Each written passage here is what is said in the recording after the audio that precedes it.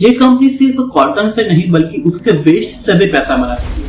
And IPO में कुछ ऐसी बात है जो बहुत लोग इग्नोर कर देंगे। अब होता क्या है ना कि आईपीओ के जरिए जो भी कंपनी पैसा रेज करती है उसमें से मोस्ट ऑफ पैसा वो कहाँ यूज करती है कि प्लांट की कैपेसिटी बढ़ाने में, या तो फिर डेट रीपेमेंट करने में, या तो फिर कई कंपनी ऑफर फॉर सेल लाती है जहां पे प्रीवियस इन्वेस्टर एग्जिट लेते हैं। बट यहाँ पे आस्था स्पिनटेक्स नाम की जो कंपनी का आईपीओ आ रहा है उसका केस ही अलग है। उनका मोस्ट ऑफ पैसा दूसरी कंपनी को एक्वायर करने में जाएगा। तो क्या ये उनका एक स्मार्टर मूव है या तो फिर ऐसी साइन है कि जहां पे कंपनी की ग्रोथ कम हो गई है और उसकी वजह से कुछ पैसा रेज करनी है। तो चलो स्टेप बाय स्टेप इस आईपीओ का एनालिसिस करते हैं एंड सबसे पहले समझते हैं कि कंपनी करती क्या है एंड इसके बिजनेस मॉडल को सिंपल भाषा में समझने का ट्राई करेंगे। तो ये जो कंपनी है वो कॉटन से यान बनाने का काम करती है एंड वो जो यान है वो B2B सेल्स करती है। B2B सेल करती है मतलब जो अदर बिजनेसेस है जो यान से अपना ये जीन्स बनाती है या तो फिर socks, towel and other home textile products जो बनाती है उनको सेल करती है। एंड इनका जो प्लांट है वो गुजरात के मोरबी में लोकेटेड है।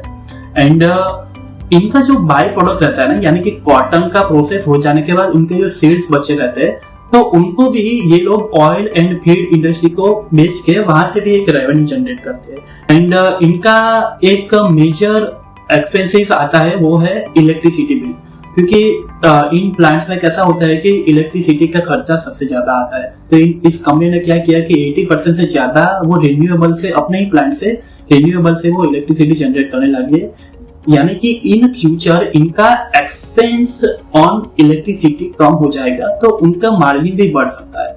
तो ये इनका सिंपल बिजनेस मॉडल है। अब हम बात कर लेते हैं आईपीओ की इंपॉर्टेंट डिटेल्स एंड अपडेट्स की। तो आईपीओ ओपन होगा 29 जून को एंड क्लोज होगा 1 जुलाई को एंड इसकी लिस्टिंग होने वाली है 6 जुलाई को। एंड इसकी जो प्राइस बैंड है वो 126 से लेकर के 135 रुपीज तक का प्राइस बैंड है। एंड एक लॉट में आपको 110 शेयर मिलेंगे एंड ये लोग 170 करोड़ रुपीज रेज कर रहे हैं। अगर हम कंपनी के फाइनेंशियल्स की बात करें तो FY23 में कंपनी ने रेवेन्यू जनरेट किया था 239 करोड़ का एंड जो बढ़ के FY25 में 31 मार्च तक कंपनी का रेवेन्यू हो गया 352 करोड़ रुपीस। रेवेन्यू के साथ साथ कंपनी का प्रॉफिट भी बढ़ा है, जहां पे FY23 में कंपनी का प्रॉफिट 1 करोड़ था वो FY25 में 31 मार्च तक कंपनी का प्रॉफिट बढ़ के हो गया है 22 करोड़ रुपीस, यानी कि प्रॉफिट में 22 टाइम्स जंप आया हुआ है। एंड कंपनी का अगर हम डेट की बात करें तो कंपनी ने अपना डेट घटाया है 0.75 टाइम्स से घट के कंपनी ने अपना डेट 0.66 टाइम्स किया है। लेकिन यहाँ पे कंपनी का रिटर्न ऑन इक्विटी थोड़ा सा कम हुआ है जो 12.8% तक हुआ है। कंपनी की रिस्क की बात करें तो कंपनी का मोस्ट ऑफ रेवेन्यू एक ही कंपनी से आता है जिसका नाम है 7 Seas Impex। एंड दूसरी एक रिस्क ये है कि कंपनी जो भी पैसा रेज करी है उसमें से 111 करोड़ रुपीस वो दूसरी कंपनी फाल्कन नाम की कंपनी है उसको एक्वायर करने के लिए लगा रही है।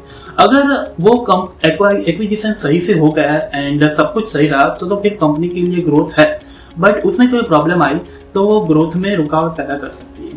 तो ये दूसरी रिस्क है। एंड तीसरी रिस्क ये है कि कंपनी का रिटर्न ऑन इक्विटी कम हो रहा है, वो भी एक रिस्क है।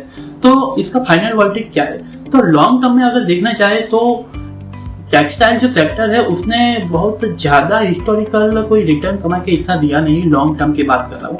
लेकिन अगर हम शॉर्ट टर्म के लिए अगर आईपीओ में अप्लाई कर रहे हैं लिस्टिंग गेन के लिए तो मॉडरेट लिस्टिंग गेन हो सकता है 10 to 7% के हिसाब से। तो आपको क्या लगता है कि ये कंपनी जो एक्वायर कर रही है तो वो उसका एक्विजिशन सही से होगा, कंपनी आगे ग्रोथ करेगी? आपको क्या लगता है? आप इस आईपीओ में अप्लाई करने वाले हैं? मुझे कमेंट सेक्शन में जरूर बताइए। एंड ऐसे ही इंटरेस्टिंग वीडियोस देखने के लिए पॉकेट फाइनेंस को सब्सक्राइब कर लीजिए। मैं मिलता हूँ आपसे अगले वीडियो में, तब तक के लिए keep sharing, keep investing. Bye bye.